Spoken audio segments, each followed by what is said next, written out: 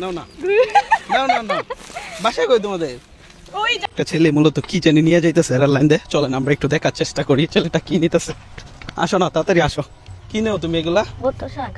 ভুট্টা শাক? জি। তোমার নাম কি? রাহাত। রাহাত। কত করে বেচবা? 10 টাকা। বেচে পরে কি করবা? বাজার করব। বাজার করবা। তেনে কয় মুঠা আছে টোটাল? নামও তো দেখি। আচ্ছা, মূলত আমার পিছন থেকে কয়েকটা মেয়ে ডাকতেছে, তো জানি না কিসের জন্য ডাকতেছে, হয়তো আমার চিনতে পারে। আপনারা একটা কাজ করেন, এই শাকগুলো নিয়ে যান, ওই ছেলের ব্যবসাটা ভালো হোক। আপনার কয়জন? 5 জন। ঠিক আছে, তাহলে 5টা নিয়ে যান আপনারা, হ্যাঁ, যেন না বুঝে যায়। আর বাসলে আমি ব্লার করে দিব। নেন নেন নেন। না না, টাকা দিবা না। হ্যাঁ, না না, নিয়ে যাও আন্টি, তুই বলছি আমার খাওয়ানোর জন্য। যাও যাও, দিয়ে আসো এই আপনারা। টাকা নেন। না, টাকা দিতে হবে না, এটা আমি ওর ব্যবসাটা জাকজমট করার জন্য শুধুমাত্র। ঠিক আছে, আপনারা আসেন, হ্যাঁ, আসতে পারেন। আমরা আসছিলাম দেখতে আপনি কি করেন।